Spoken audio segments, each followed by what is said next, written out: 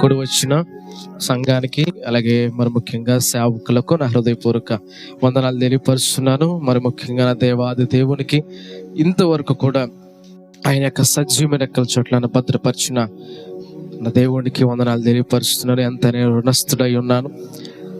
అందరికి తెలిసిందే, నా సాక్ష్యము చాలా మార్లు వింటూనే ఉన్నారు.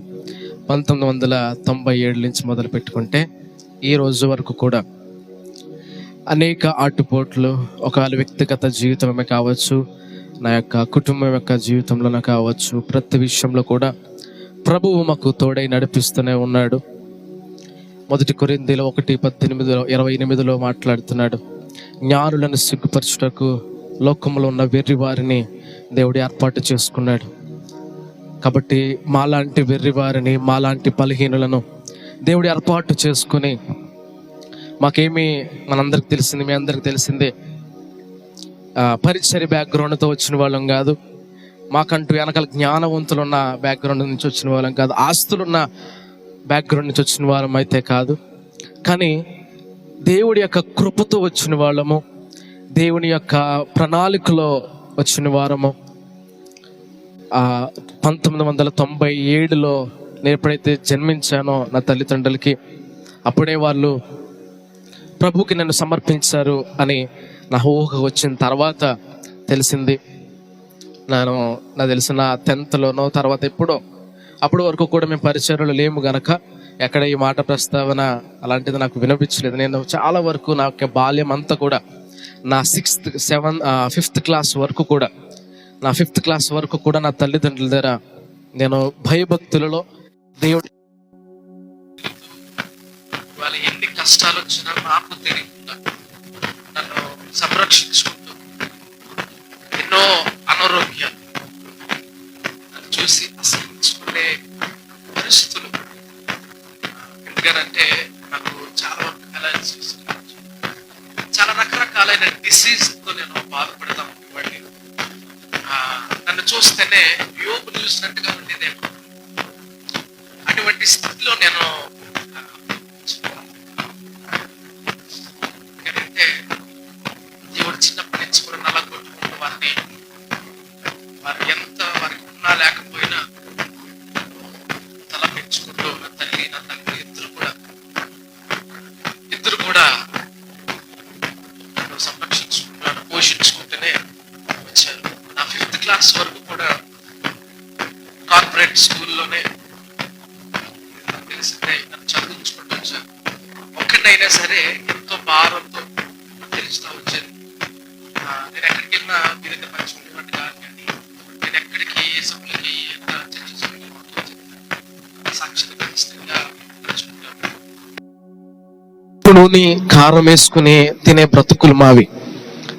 మేమేమి మాకు పెట్టిన పరిస్థితులు కాదు, ఎవరో సహాయం చేసిన పరిస్థితులు కాదు, కానీ అటువంటి మెతుకులు తిని వచ్చిన వారము. నాకు బాగా ఇష్టమైన ఉప్పు నూనె కారం వేసుకుని తినడం అంటే నాకు బాగా ఇష్టం. ఎందుకనంటే తరచుగా ఏదైతే తింటామో అది ఇష్టమవుతుంది. అటువంటి స్థితిలో వచ్చిన మేము భారం అవుతున్నాం. నాకు బాగా తెలుసు, నా తండ్రి నా తల్లి ఇద్దరు కూడా నా కోసం ప్రార్థన చేస్తూనే ఉండేవారు. నేను చాలా ఆశీర్వదించబడిన వ్యక్తిని. ఎందుకనంటే ఇటువంటి గొప్ప ఎక్కడికి వెళ్ళినా నేను చాలా ప్రౌడ్గా ఫీల్ అవుతాను. నిజంగా బయట వాళ్ళకి పుట్టుంటే నేను ఎలా ఉండేవాడినా అని అనిపిస్తూ ఉంటుంది. సో వారికి నేను ఎప్పుడైతే వాళ్ళు పోషించడానికి చాలా కష్టమైతా ఉండదు. నా తండ్రి యొక్క జీవితం అంతా కూడా నాకే, ఆయన కష్టం అంతా నేనే తిన్నాను. నేనే చాలా వరకు కూడా నన్ను సైకిల్ మీద వెనకలు పెట్టుకుని ఎదురు పెట్టుకుని నన్ను తీసుకువెళ్తూ, హాస్పిటల్ తిరగని హాస్పిటల్ లేదు, చూపించని డాక్టర్ లేడు, ప్రతి ఒక్కరికి కూడా నా వైద్యానికి అంత కూడా ఖర్చు పెడతా ఉండేవారు. దేవుడే వారికి సహాయం చేస్తూ, నాకు తెలుసు అర్ధరాత్రులు కూడా మీటింగ్లో ఉండి ప్రార్థన చేయించుకుని అప్పుడు వచ్చేవాళ్ళం. అంటే అటువంటి భక్తి జీవితంలో దేవుడికి దగ్గరగా బ్రతకడానికి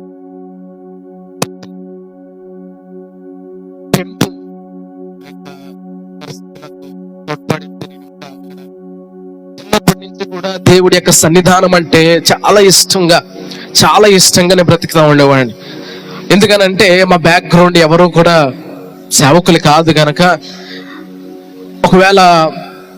ఒకవేళ వాళ్ళు చదివిస్తే నేను ఏదో పక్కదారి పడుతూ నా చదువుని చదువుకుంటూ ఉండేవాడినేమో కానీ, చదువు కంటే మరి ముఖ్యంగా ప్రాముఖ్యంగా దేవుడి యందు భయభక్తులు, సేవ అంటే చాలా ఇష్టంగా ఉండేవాడిని. అప్పటికి మా నాన్నగారు సేవకులు కాదు గనక ఆ యొక్క ఇష్టము చిన్ననాటి నుంచి కూడా, ఎందుకంటే చూస్తూ ఉన్నాం గనక, ఆయన చేస్తున్నవి వారు చేస్తున్నవి నేను చూస్తూ ఉన్నాను గనక ఖచ్చితంగా ఆ సేవ అంటే భారం చిన్ననాటి నుంచి కూడా దేవుడు నాకు ఉంచేవాడు. నేను బాప్టిస్ట్ చర్చ్కి వెళ్తున్నప్పుడు నేనే ఫస్ట్ ఉండేవాడిని, ప్రతి విషయాల్లో నేనే ఫస్ట్ ఉండేవాడిని, పాటలు పాడాలన్నా నేనే ఉండేవాడిని.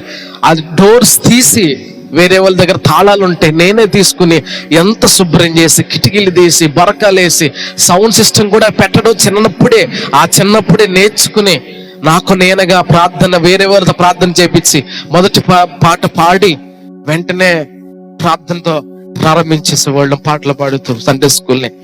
అటువంటి స్థితిలో, అటువంటి ఎదుగుదలలో, భక్తి జీవితంలో వారు పెంచుతా వచ్చారు.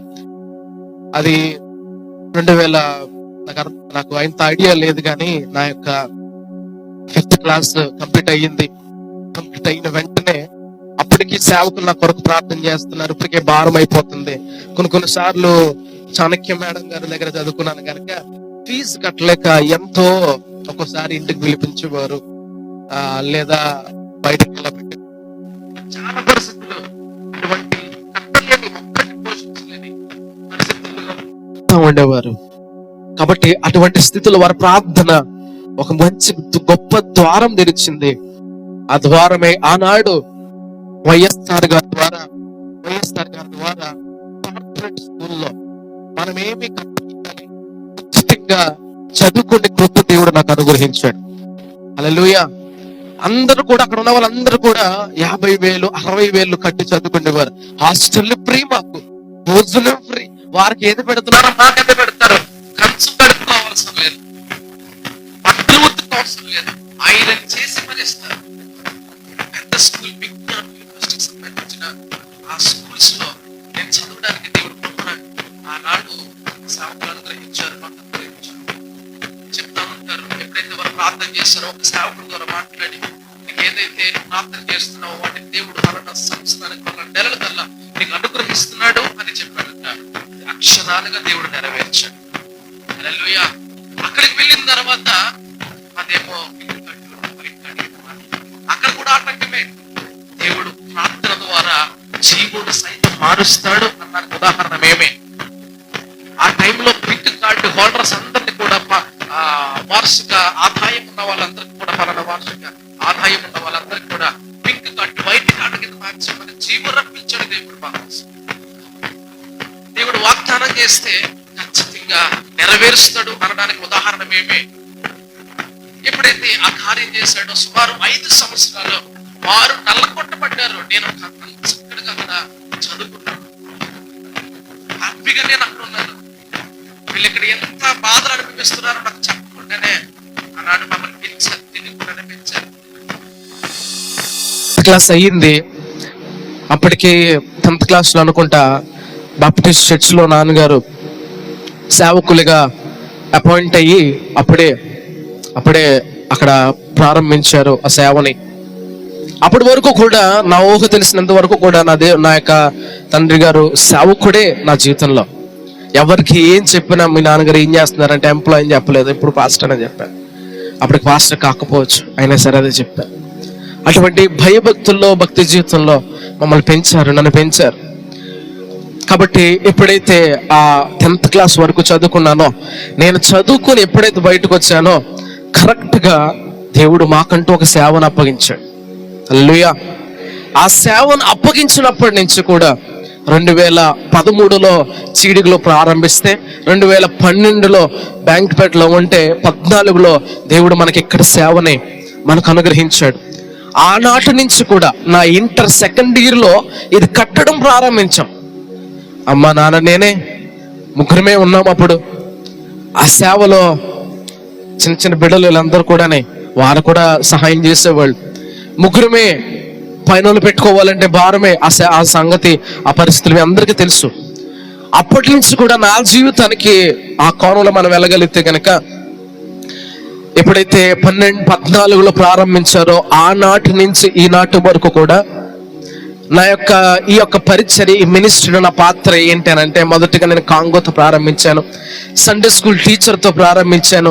ఒక పక్కన కాంగో కొట్టుకుంటూ ఒక పక్కన మిక్సర్ ఆపరేట్ చేసుకునేవాడిని, యాంపులు పెట్టుకునేవాడిని.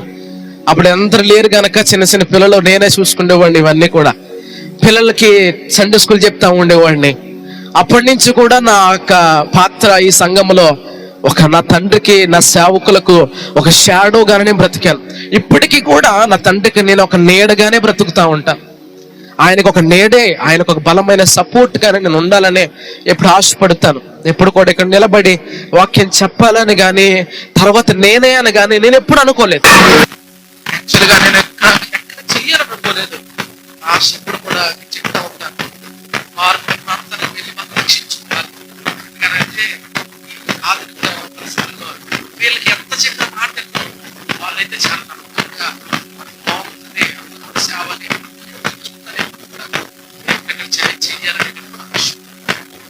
ఈ పరిస్థితుల్లో 2014 నుంచి నాకు తెలిసి ఒక 5 years వరకు కూడా నేను ఇక్కడ ఇంటర్ డిగ్రీ కంప్లీట్ చేశాను. ఎప్పుడైతే ఇక్కడ కంప్లీట్ చేశానో చక్కగా చదువుకున్నాను, ఇంటర్ డిగ్రీ కంప్లీట్ చేశాను. ఎంఎస్సి సాక్ష్యం మీ అందరికీ తెలుసు, ఎంఎస్సీలో గొప్ప సాక్ష్యం, అన్ని సీట్స్ కంప్లీట్ అయిపోయినాయి అన్నారు. ఆ టైంలో ప్రార్థన చేస్తుంది, దేవుడు నమ్మదగిన దేవుడు. నాకు ఏమి పెద్ద పెద్ద ర్యాంకులు ఏం కాదు, ఆంధ్ర యూనివర్సిటీ తర్వాత లక్నో యూనివర్సిటీ 600 ర్యాంక్ వచ్చింది, ఇంకొక యూనివర్సిటీ 300 ర్యాంక్ వచ్చింది. అలాంటి టైంలో అలాంటి సీట్లు అటువైపు రావాలి. నేను తిరుపతి ఇచ్చుకున్నాను, తిరుపతి వస్తే మంచి అక్కడ చదువుకుని రావచ్చు కదా అనుకున్నాను. దేవుడు ఆంధ్ర యూనివర్సిటీ పంపించాడు నన్ను. ఆంధ్ర యూనివర్సిటీ అన్ని క్లోజ్ అయిపోతాయి అన్నాడు. క్లోజ్ అయిపోయే సమయానికి వాళ్ళు అనౌన్స్ పట్టించారు, 2000 నా ముందు 2000 మంది ఉన్నారు. ఆ 2000 మందిలో ఇద్దరు అనుకున్నాం, కానీ ఆ 2000 మందిలో రెండవ వ్యక్తి నాతో పాటు ఇంకొక వ్యక్తి ఆ సీటుని దేవుడు నాకు అనుగ్రహించాడు. ఎందుకు అనుగ్రహించాడు అనుకున్నాను. అన్న యూనివర్సిటీలో నా వెనక వాళ్ళకి వచ్చింది, నా వెనకాల వాళ్ళకి వచ్చింది. ఏదో క్యాంపింగ్ జరిగింది, అక్కడే రావాలి నాకు అన్న యూనివర్సిటీ. కానీ దేవుడు చిత్తం ఏదో ఉన్నది. నాన్న అడిగాను, నాన్న ఇక్కడ కూడా రాలేదు, వెనకాల వెదరగోలికి వెళ్ళిపోయిందంటే, నాన్న దేవుడు చిత్తమైతే వస్తుంది, లేకపోతే నువ్వు ట్రైనింగ్కి వెళ్ళిపోతే అన్నాడు. అంతే, ఏం పర్లేదు ట్రైనింగ్కి వెళ్ళిపోవాలి. లేదు లేదు నేను ప్రయత్నం చేస్తాను, నేను చదువుకుంటాను అన్నాను. వెంటనే ఆంధ్ర యూనివర్సిటీకి వెళ్ళాను.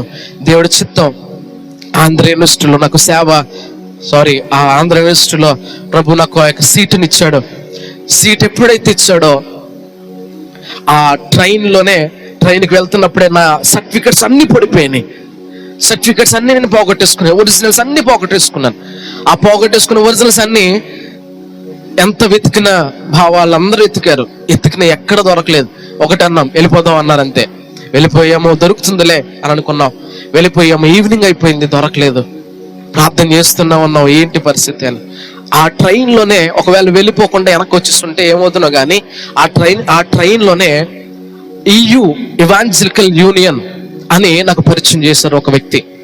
ఇవాంజలికల్ యూనియన్ అనేది ప్రపంచంలో కాదు, మన ఇండియాలో అంతా కూడా చాలా ప్రఖ్యాత యవనస్తుల పరిచర్య. అది చాలా మంది పెద్ద పెద్ద దైవ సేవకులు EUలో తరఫిదైన వాళ్ళు, PS స్వామి గారు కావచ్చు, తర్వాత ఎడ్వర్డ్ విలియమ్స్ గారు కావచ్చు, ఇంకా చాలా చాలా పెద్ద పెద్ద సేవకులు EUలో పరిచర్య చేస్తూ ఉంటారు స్టూడెంట్స్ మధ్య. అటువంటి సేవని, అటువంటి ఆ యొక్క ఎవాంజలికల్ యూనియన్ నాకు దేవుడు పరిచయం చేసిన వెంటనే ఆయన అన్నాడు, బైబిల్ స్టడీ జరుగుతుంది, నెల వారం బైబిల్ స్టడీ జరుగుతుంది, నువ్వు వెళ్ళు, నేను పరిచయం చేస్తాను, ఫోన్ చేస్తాను అన్నాడు. వెంటనే ఎప్పుడైతే నేను వెళ్ళానో సర్టిఫికెట్స్ దొరకలేదు, కానీ దేవుడు కృప ఎంతగా ఉందో ఒక ఉదాహరణ చెప్తాను. సర్టిఫికెట్స్ అన్ని కూడా ఇంక్లూడింగ్ రిసిప్ట్తో సహా ఈ పడిపోతాయని నాకేం తెలీదు. దేవుడు ఆ టైంకి జ్ఞానం ఇచ్చాడేమో, అన్ని కూడా నా ఫోన్లోకి ఫోటోలు తీసుకుని పెట్టుకున్నాను. అవన్నీ కూడా నా ఫోన్లో ఫోటో తీసుకుని పెట్టుకుంటే, అక్కడికి వెళ్ళిన తర్వాత వాళ్ళు చెప్పారు, జిరాక్స్లు తీసుకుని వస్తే చాలు మీకు ఇచ్చేస్తానన్నాడు, ఒరిజినల్స్ అవసరం లేదన్నాడు. నాకు హాస్టల్లో జాయిన్ అవ్వడానికి అవసరమైన ప్రతిదీ, కాలేజీలో జాయిన్ అవ్వడానికి అవసరమైన ప్రతిదీ కూడా దేవుడు సమకూర్చి నన్ను సర్టిఫికెట్స్ లేకపోయినా జాయిన్ చేశాడు. హల్లెలూయా. నిజంగా దేవుడి యొక్క ప్రణాళికలో ఒక వ్యక్తి ఉంటే ఎటువంటి పరిస్థితులు గుండా వెళ్ళినా ఆయన వారిని విడిచిపెట్టడు అన్న ఉదాహరణకి మేమే సాక్షులం. కాబట్టి ఎప్పుడైతే నేను జాయిన్ అయ్యానో, ఇక్కడే అసలైంది మీకు చెప్పాలి. ఎప్పుడైతే నేను జాయిన్ అయ్యానో అన్ని హాస్టల్కి ఇన్ఛార్జెస్, ఈయూలో ఇన్ఛార్జెస్ అందరికి ఇచ్చేసారంట. ఒకే ఒక హాస్టల్ ఉందంట. ఆ ఇన్ఛార్జ్ అక్కడ బైబిల్ స్టడీ కండక్ట్ చేయాలంట, వారందరికీ సువార్త ప్రకటించాలంట. నిజంగా అన్నీ అయిపోయినాయి. వారికి ఫోన్ చేసినప్పుడు నేనే వారి దగ్గరికి వెళ్ళానంట. తమ్ముడు, అన్ని హాస్టల్స్కి అయిపోయినాయి, ఈ యొక్క హాస్టల్కి ఉంది, నిన్నే ఇన్ఛార్జ్గా పెడదాం అన్నాడు. హల్లెలూయా. ఎప్పుడైతే ఇన్ఛార్జ్గా పెడతానన్నాడో ఒక బాధ్యత వచ్చింది. ఇక్కడికి వచ్చిన తర్వాత దేవుడి చిత్తం ఇదేమో, ఎక్కడ దేవుడి సేవ ఉందేమో అని అనుకున్నా. అక్కడికి వెళ్ళిన తర్వాత సంవత్సరం పాటు బైబిల్ స్టడీస్ మానకుండా వెళ్ళాను. అదే సంవత్సరంలో ఏమో వారు నాలో ఏం కనిపించిందో నాకు తెలియదు, కానీ కొన్ని క్యాంప్స్కి నేనే డైరెక్టర్గా వ్యవహరించాను. కొన్ని క్యాంప్స్కి ఆ కాలేజ్లో పెడతారు, ఆ క్యాంపస్ అంతటిని కూడా ఒక డైరెక్టర్గా నేనే చూసుకోవాలి. అది ఫస్ట్ ఇయర్లోనే. అలాగా కొన్ని క్యాంప్స్ కండక్ట్ చేశారు, బలపరచబడ్డాం, వాక్యము ద్వారా కొన్ని విషయాలు తెలుసుకున్నాం. అదే ఇంప్లిమెంట్ చేస్తున్నాను కొన్ని మన యొక్క పరిచర్యలో. దేవుడు నేర్పించుకుంటూ వచ్చాడు. చిన్ననాటి నుంచి కూడా ప్రతిదీ నాకు నేర్పించుకుంటూ వచ్చాడు. తల్లిదండ్రుల దగ్గరే కానీ, సేవకులు బయటే కానీ, ప్రతి విషయంలో దేవుడు నాకు తర్ఫీదునిచ్చుకుంటూనే వచ్చాడు. కాబట్టి అటువంటి పరిస్థితులు గుండా వెళ్తున్నాను నేను. అదే సెకండ్ ఇయర్లో ఏయూ జోన్కే సింగింగ్ ఇన్ఛార్జ్గా దేవుడు నిలబెట్టాడు. ఏయూ జోన్ అంటే engineering and south and north campus రెండు కూడా, ఆ రెండు పెద్ద క్యాంపస్. ఆ క్యాంపస్ అంతటిని కూడా అవుట్ రీచ్ ఇన్ఛార్జ్గా నన్ను పెట్టాడు. నేను వారందరికీ ఒక నాయకుడిగా నన్ను పెట్టాడు. కొంతమంది 100 మంది ఆరాధన చేస్తూ ఉంటుంటే వర్షిప్ చేసే కృప నాకు అనుగ్రహించాడు. వారందరి ముందు వర్షిప్ లీడర్గా. చిన్ననాటి నుంచి కూడా దేవుడు నన్ను అలాగా నమ్మకంగా దేవుడు అన్ని విషయాలు తర్ఫీదు చేసుకుంటూ దేవుడిలో నన్ను ఎదిగిస్తూ, నేను ఒకటే చెప్తాను, ఇది నా యొక్క మెరిట్ వల్ల కాదు, నా జ్ఞానం వల్ల కాదు, నా భక్తి జీవితం వల్ల కాదు, కేవలం నా తల్లిదండ్రులు చేసిన ప్రార్థన మాత్రమే అని నేను నమ్ముతాను. వారి కన్నీటి ప్రార్థన ఫలితమే ఈ రోజు నేను సజీవుడిగా నేను ఉన్నాను. 2-3 సార్లు యాక్సిడెంట్లు తప్పించాడు నన్ను, నా పాయ పరిస్థితుల నుంచి నన్ను తప్పించాడు దేవుడు నన్ను. అయినా సరే మానకుండా నా మీద గొప్ప ప్రణాళిక ఉన్నది అని అనేక సేవకుల ద్వారా ఒకే మాటను అనేక సేవకుల ద్వారా మాట్లాడుతుంటే నేను ఆశ్చర్యపోతున్నాను. నాకంత యోగ్యత ఉందా? నిజంగా నాకంత యోగ్యత ఉందా? అందుకనే మాట్లాడుతూ ఇదిగో లోకంలో ఉన్న జ్ఞానుల కంటే, బలమైన వారందరికంటే జ్ఞానహీనులను లేవనెత్తుతాను అన్న వాగ్దానం దేవుడు మా పట్ల నెరవేర్చాడు. నేను సేవలో అప్పటి నుంచి కూడా నేర్చుకుంటున్న పరిస్థితులు గుండా నేను అనుకున్న నాకు ఉద్యోగం రానే రాదు. ఎందుకంటే నేను అంత జ్ఞానవంతుడిని. నా గ్రాఫ్ ఎప్పుడు కూడా ఇక్కడి నుంచి పైకే ఉంటది. కానీ నేను బిలో యావరేజ్ స్టూడెంట్గా, తర్వాత యావరేజ్ స్టూడెంట్గా, 10th లో ఒక స్టూడెంట్గా, అలాగా నన్ను MSc వరకు చదువుకునే కృప దేవుడు ఇచ్చాడు. నేను అనుకున్న అంతవరకు చదవలేనేమో అనుకున్నా, కానీ MSc వరకు కూడా చదువుకునే యోగ్యత, ఆ పదం వింటేనే నాకు నేనేనా చేసేనా అని అనిపిస్తూ ఉంటుంది. కేవలము పరిచర్యలో ఉన్న సేవకులు కావచ్చు, విశ్వాసులు కావచ్చు, మీ అందరి ప్రార్థన నేను ఎక్కడ ఉన్నా అది నాకు కాపుదలగా ఉంటూనే ఉన్నది. ఎప్పుడైతే చదువుతా ముగించానో కరోనా వచ్చింది. అప్పటికి క్యాంపస్ ఇంటర్వ్యూ ఫస్ట్ సెలక్షన్ అయిపోయింది. వెంటనే సెకండ్ ఇంటర్వ్యూ 2వ రౌండ్ అన్నాడు. అప్పటికి కరోనా వచ్చేసింది. ఇంకేమవుతుందా అని అనుకున్న పరిస్థితుల్లో ఇంటర్వ్యూ చేశారు. ఇక్కడే ఉన్నాను. CPF అని ఇంటర్నేషనల్ కంపెనీ, మల్టీనేషనల్ కంపెనీ, అది MNC కంపెనీలో. నాకేం వస్తుందిలే, 3 మంది ఉన్నారు ఇక్కడ, ఎవరికి హోప్స్ లేవు, ఇంట్లో కూడా హోప్స్ లేవు, ఎవరికి హోప్స్ లేవు. అలాంటి పరిస్థితుల్లో అటెంప్ట్ చేశాను. ఫస్ట్ రౌండ్లో నేను చేయలేకపోయాను. సెకండ్ రౌండ్లో వాళ్ళు తిరిగి నాకు సెకండ్ రౌండ్ ఉంది, దాంట్లో చెప్పగలిగితే నువ్వు సెలెక్ట్ అయిపోతావు అన్నారు. కష్టపడ్డాను. ఇదే మందిరంలో, పాత మందిరంలో అక్కడికే వచ్చి ప్రార్థన చేసుకుని అక్కడే ప్రిపేర్ అయ్యాను. ఎలా ప్రిపేర్ అయ్యానో తెలియదు. ఆ రోజే అటెంప్ట్ చేశాను. 2వ రోజు వెంటనే దేవుడు కొన్ని రోజులకే నువ్వు సెలెక్ట్ అయ్యో, నీకు మొదటిగానే 25,000 శాలరీ అని నాకు లెటర్ వచ్చింది. హల్లెలూయా. ఎప్పుడైతే ఆ కంపెనీలో సెలెక్ట్ అయ్యానో ఎలాంటి సిచ్యువేషన్లో నన్ను పడేశారో తెలుసా మీకు? డ్రై సిచ్యువేషన్స్ లో, డ్రై ఏరియాలో పడేశారు. అప్పటి వరకు అనేక మంది వచ్చారు, అక్కడ జీరోలో ఉంది అక్కడ పరిస్థితి, కంపెనీ పరిస్థితి.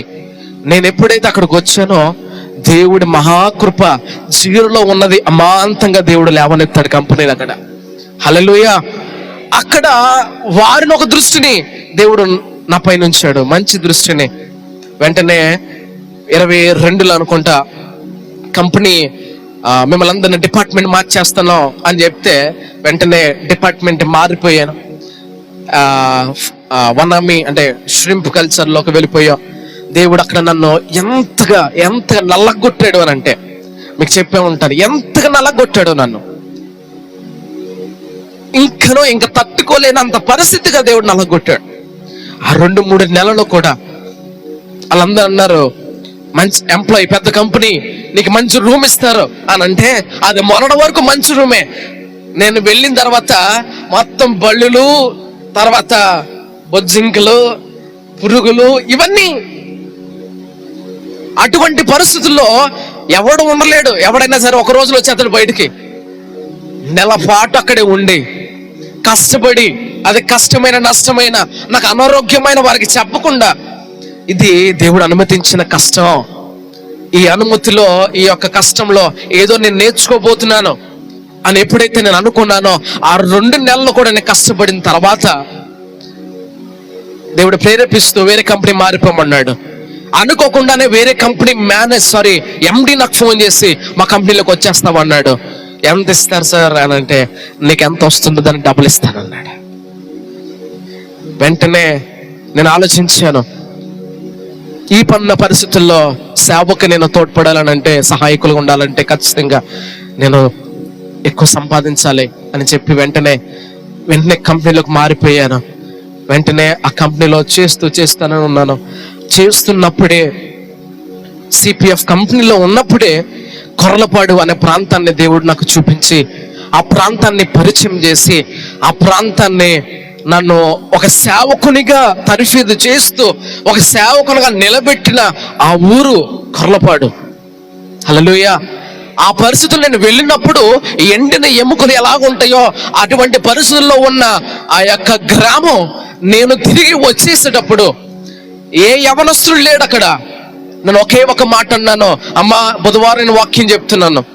అక్కడ మీకు తెలుసు అందరికీ, నేను ఏదో నా కంపెనీ పని మీద వెళ్తే అక్కడున్న సేవకుడు అలా నడుచుకుంటూ వెళ్ళిపోతే, ఎవరు బాబు అని పరిచయం అయ్యాడంతే. ఆయనకి 2 సంఘాలు ఉన్నాయంట. దేవుడు ఎలా పరిచయం చేశాడో నాకు తెలియదు. ప్రార్థన చేస్తున్నాను, నేను ఓరకనే ఎలా ఉండాలా? నేను ఏదో ఆదివారం వెళ్ళి సంఘానికి వెళ్ళి వచ్చేయాలా ప్రభా, నాకు అంటూ ఏదో పని కావాలి ప్రభా అని అంటే, కొర్లపాటుని పరిచయం చేశాడు దేవుడు. వెంటనే ఆయనకి 2 సంఘాలు ఉంటే, ఇదిగో పలానా చోట సంఘం ఉంది, నేను అక్కడికి వెళ్తాను, నువ్వు ఇక్కడికి వెళ్ళు, నేను చెప్పినప్పుడు నువ్వు అక్కడికి వెళ్ళు కానీ అని అన్నాడు. అలాగే పాస్టర్ గారు మీరు ఫోన్ చేయండి అన్నాను. వెంటనే కొన్ని వారాల తర్వాత ఫోన్ చేశాడు. వెంటనే వెళ్ళాను, పొద్దున్నే వెళ్ళాను. వెళ్ళిన తర్వాత ఆ కొన్ని నెలలు, సుమారు 2 సంవత్సరాల పాటు అక్కడ పరిచర్య చేశాను. ఆ పరిచర్య అంతట్లో కూడా చర్చ్ ప్లాంటేషన్, అలాగా చర్చ్ని ఎలా గ్రోత్ చేయాలి, చర్చ్ని ఎలా కట్టాలి, ఎలాగ సమకూర్చాలి, పరిచర్యను ఎలాగ అనుభవం రావాలి, ప్రతిది కూడా నేర్పించుకుంటూ వచ్చాడు దేవుడు. అందరు చెల్లా చెదిరైపోతే ఇంటింటికి వెళ్ళి వాళ్ళందరినీ కూడా క్రిస్మస్ కల్లా ఏకం చేశాను. వారందరూ ఏకమైపోయారు. వారు ఎంతటికి వచ్చారనంటే, మెయిన్ సేవకుడికి, నాన్నగారికి, నాకు కూడా సన్మానం చేసేదంతా. నేను సన్మానం స్వీకరించలేదు కానీ వారి దృష్టిలో అంత గొప్పగా దేవుడు నన్ను నిలబెట్టాడు. అక్కడ అంత గొప్ప పరిచర్యని అక్కడ దేవుడు నాతో జరిగించాడు. పిల్లలు ఏమీ లేని పరిస్థితులు నేను వచ్చేసేటప్పటికి వాళ్ళే వాక్యం చెప్పే స్థాయికి దేవుడు తీసుకొచ్చాడు. వాక్యం అంటే తెలియని, ఆరాధన అంటే తెలియని వాళ్ళు ఈరోజు నిలబడి ఆరాధన చేస్తున్నారు, నిలబడి వాక్యం చెప్తా ఉన్నారు. ఇది చూస్తారు లైవ్ వాళ్ళు. వారు తెలుసు, ఇప్పటికి కూడా ఫోన్ చేసి బాబు రా రా అని వారం నెల అడుగుతూనే ఉంటారు. నేను వెళ్ళానంటే ఇంట్లో కూడా నా దగ్గర వాళ్ళు కూడా అంతగా చూడరేమో, అంతగా చూశారు తల్లులు, ఎంతో ప్రేమించారు తల్లులు. ఇదంతా నా వ్యక్తిగత జీవితమే. ఈ వ్యక్తిగత జీవితంలో నేను ఎప్పుడు అనుకుంటాను, నువ్వు నీళ్లు పోస్తే నీకు నీళ్లు పోయి పడుతుంది. నా తల్లిదండ్రులు ఎవరు వచ్చిన వారికి నీళ్లు పోసారు, నేను ఎక్కడికి వెళ్ళిన వారు నాకు నీళ్లు పోసారు, వారు నాకు పరిచర్య చేశారు. అలాగా పరిచర్య అనుభవంలో నేను వెళుతూ వెళుతూ వెళుతూ కూడా నా యొక్క బలం, నా శక్తి, నా యొక్క ప్రతిదీ కూడా కంపెనీలకే దారపోసాను. రెండో కంపెనీకి వెళ్తే అది కూడా 0 నుంచే స్టార్ట్ చేశాను. 0 మెట్రిక్ టన్ ఉన్న ఆ కంపెనీ 100 మెట్రిక్ టన్కి తీసుకెళ్ళాను నేను. నా జ్ఞానం, నా బలం, ఒక పక్కన సేవ, అక్కడే తిరుగుతున్నాను. 2-3 సంఘాలు దేవుడు అప్పగించాడు అక్కడ. ఆ సేవలో నేను తిరుగుతూ ఉన్నాను. ఒక పక్కన మేనేజ్ చేసుకుంటున్నాను, ఒక పక్కన వాళ్ళకి ఏమీ లేకపోతే అక్కడికి విజయవాడ వెళ్ళిపోయి వెనకాల బాక్సులు వేసుకుని, కాంగో వేసుకుని, బాకాలు వేసుకుని కొని తీసుకుని వచ్చేవాడు. అంతగా పరిచయం చేశాను. నాకెందుకు, ఇది నా సంఘం కాదు కదా అనుకునేవాడినా? అనుకోలేదు. అలా ఉంచలేదు దేవుడు. పరిచర్య చేశాను. ఆ పరిచర్య అనుభవమే భారం పెంచింది నాలో. ఆ భారం పెంచుకుంటూ వచ్చింది. బాధపడుతూ ఉండేవాడిని. ఎంతకాలం నా శ్రమంతా వీళ్ళకే, నా బలమంతా వీళ్ళకే, నా సమయమంతా వీళ్ళకే అని భారం వెళ్తుంటే దేవుడు మాట్లాడుతూ నన్ను సేవకు రమ్మంటున్నాడు అని అనేక సూచనలు చూపిస్తున్నాడు. నాకు బాగా గుర్తు, 2021 ఇదేసారి ఇలాగే ప్రార్థన పెట్టించుకుంటే సేవకురాలు ప్రవచించారు. 2024కో 2023కో నువ్వు పరిచర్యని నువ్వు ప్రారంభించబోతున్నావు అనే ప్రవచనం చెప్పారు. ఆ ప్రవచనం ఎప్పుడు నెరవేరుతుందా అని ఎదురు చూస్తూనే ఉన్నాను. అయినా సరే నాకు ఆలోచన తర్ఫీదు పొందాలి, నేను ట్రైనింగ్కి వెళ్ళాలని ఆలోచన కాదు నాది. పెద్ద పెద్ద సేవకులు తర్ఫీదు పొందారా అని అనుకున్నా. కానీ దేవుడు నాతో మాట్లాడుతున్నాడు. ఏమనంటే, కత్తి చేత అనేక యుద్ధాలు గెలిచారు కానీ జ్ఞానము ద్వారా మాత్రమే గొప్ప విజయాలు సాధిస్తారు అన్నాడు దేవుడు. హల్లెలూయా. కత్తి ఎవడైనా వాడతాడు కానీ జ్ఞానము చేత కత్తి వాడాల మనం. ఎప్పుడైతే ఆ జ్ఞానం చేత కత్తి వాడతామో, ఈ మోడర్న్ డేస్ కావలసిన నేను ఒకటే తలంపు, నాకు తోడేళ్ళ మధ్యకు నువ్వు వెళ్తున్నామనంటే నువ్వు సింహమై ఉండాలి. అదే నా తృష్ణ, అదే నా ఆలోచన. ఎప్పుడైతే నాకు ఆ ప్రేరేపణ వస్తుందో, నా బలం వీడే తినేస్తున్నాడు గనక నేను పరిచర్యకి రావాలి. ఇంకా కొన్ని దినాలైతే ఆ పరిచర్య తర్ఫీదుని పొందలేను, ఇదే సమయం, ఇదే అనుకూల సమయం అని చెప్పి తీర్మానం చేసుకుంటా ఉన్నాను. నేను తీర్మానం చేసుకున్నప్పుడే ఆయా సంఘాలు, ఆయా మీటింగ్స్ కి అనేక మంది పిలుస్తూ నన్ను బలపరుస్తున్నారు, నన్ను ధైర్యపరుస్తున్నారు. నా ఆలోచన ఒకటే, నా తల్లిదండ్రులను అన్యాయం చేసి వెళ్తున్నాను. వాళ్ళు చూస్తే లక్షలు పెట్టి ఇల్లు కట్టారు కానీ ఒకడినే ఇంకొకడు ఉంటే బాగున్నేమో అనిపిస్తుంటది ఒక్కోసారి. చాలా పోరాటం నాలో. ఆడుంటే ఇంకొకడు ఉంటే కనీసం నేను వెళ్ళి వాళ్ళు చూసుకుంటేవాడేమో అనిపిస్తూ ఉంటది. కానీ ఇదే సమయం అనిపించింది, నా తోటి స్నేహితులు, నా తోటి అన్నలు ఈ సంఘంలో ఉన్నాడు గనుకనే దేవుడు నన్ను అక్కడ పంపిస్తున్నాడు అని నేను తలంచుతున్నాను. హల్లెలూయా. మమ్మల్ని ఎన్నడూ దేవుడు సిగ్గుపరచుడు. ఈ పరిస్థితుల్లోనే మేము ఎక్కడికి వెళితే దేవుడు ఘన కార్యాలు మా చేత చేయించబోతున్నాడని నేను బలంగా నమ్ముతున్నాను. హల్లెలూయా. కాబట్టి నేను వెళ్తున్నాను అనంటే ఒక పర్పస్తో వెళ్తున్నాను. నేను వెళ్తున్నాను అనంటే ఒక గొప్ప విజన్తోనే వెళ్తున్నాను. నేను ఊరికనే వెళ్ళట్లేదు, నేను కష్టపడి వెళ్ళాను. నేను కష్టపడి చదువుకునే వెళ్తున్నాను, కష్టపడి ఉద్యోగం చేస్తే నేను వెళ్తున్నాను. ఒకవేళ ఉద్యోగం లేకపోయినా గ్రాఫిక్ డిజైనింగ్ నేర్చుకున్నాను, నేను అది నేర్చుకుని బ్రతికేస్తాను. కానీ ఇవన్నీ కాదు, ఆత్మ సంపాదనే నా ధ్యేయంగా నేను మలుచుకున్నాను. కాబట్టి మీ దగ్గర నుంచి కోరుకున్నది ఒకటే, నా తల్లిదండ్రులు అనాథలు కాదు, ఎంత సంఘాన్ని దేవుడు మాకు అనుగ్రహించాడు. ఆ సంఘం కొరకు, ఆ సంఘము సేవకుల కొరకు ప్రార్థన చేస్తారు, వారికి సహాయం చేస్తారు. అప్పులు ఎంతో కాలం ఉండవు, అవన్నీ దేవుడు కొట్టేస్తాడు. ఖచ్చితంగా దేవుడు చూచుచున్న దేవుడు అని నమ్ముతున్నాను. నేను వెళ్తున్నా సరే నాలో చాలా వేదన, మన వరకు చాలా పోరాటమే నాలో. ఎక్కడ ఎలాగ వారి పరిస్థితులు ఎలాగ అయిపోతారు వాళ్ళు, చిన్నప్పటి నుంచి కొన్ని సంవత్సరాలు వాళ్ళతో బ్రతికింది మహా అయితే 10-15 సంవత్సరాలు ఉన్నాను అంతే. ఈ జీవితంలో చాలా వరకు నా జీవితంలో బయటే ఉన్నాను. అయినా సరే వాళ్ళు విడిచి వెళ్తున్నారంటే నా పరలోకపు తండ్రి యొక్క పని నా మీద ఉన్నది కనుక, నా పరలోకపు తండ్రి యొక్క చిత్తము నా పైన ఉంది కనుక, నా తల్లిదండ్రులైనా ఎవరినైనా నేను విడిచిపెట్టి వెళుతున్నానంటే గొప్ప పరిచర్య, గొప్ప పరిస్థితులు, గొప్ప పరిచర్య మాకు అనుగ్రహించబోతున్నాడు. అనేక మందిని తర్ఫీదు చెయ్యాలి మేము, అనేక మంది సేవకులు లేపాలి మేము. అదే ఆలోచన మాకు.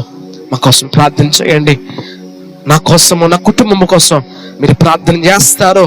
అదే ఆశతో నేను వెళ్తున్నాను. ఇంకా చాలా చెప్పాలని ఉంది కానీ సమయం సరిపోదు. మాలో ఉన్న భారము మీరు కూడా పంచుకుని ఈ సేవా పరిచర్య, నేను ఏదైతే ఆశించానో ఈ పరిచర్య ఎలా ఉండాలని నా విజన్ మొదటి రోజు నుంచి నేను ఏదైతే పెట్టుకున్నానో అది అంచెలంచెలుగా నాతో చేపించుకుంటూ వచ్చాడు దేవుడు. ప్రతిది కూడా చేపించుకుంటూ వచ్చాడు కనుకనే నేను కనులారుగా చూస్తున్నాను. ఈ డిపార్ట్మెంట్ ఇలాగ ఉండాలి, ఈ డిపార్ట్మెంట్ ఇలాగ ఉండాలి. ప్రేయర్ ఆల్టర్స్ అనే గొప్ప పరిచర్య దేవుడిచ్చాడు. అవుట్రీచ్ అనే గొప్ప పరిచర్య ప్రేరేపించి భారము పెట్టించాడు నాకు. ఆ భారాన్ని కొనసాగించే బాధ్యత మీ అందరి పైన ఉన్నదని నేను మనస్ఫూర్తిగా వేడుకుంటున్నాను. అది కొనసాగిస్తారు, నా కొరకు ప్రార్థన చేస్తారు, నా తల్లిదండ్రుల కోసం ప్రార్థన చేస్తారు. నేను చదువుతున్న 3 సంవత్సరాలు, ఆ 3 సంవత్సరాలు కూడా మాస్టర్స్ ఇన్ డివినిటీ నేను చేయబోతున్నాను. ఆ 3 సంవత్సరాలు కూడా ఎక్కడ ఉన్నా సరే, ఏ పరిస్థితుల్లో ఉన్నా సరే నా కోసం మీరు ప్రార్థన చేయండి. నేను అక్కడ ఉంటాను కానీ నా ఆలోచన ఇప్పుడు ఇక్కడ ఉంటుంది. కానీ అవేమి పెట్టుకోకుండా నేనే దేనికోసం పని చేస్తున్నానో అది సంపూర్ణంగా నేను నెరవేర్చి ఇక్కడికి వచ్చుదునుగాక. ఆ కృప దేవుడు నాకు అనుగ్రహించునుగాక. మీ ప్రార్థన ఎల్లప్పుడూ నా పైన ఉండునుగాక. ఈ యొక్క సాక్ష్యాన్ని దేవుడు వెనుకలో దీవించునుగాక. Thank you.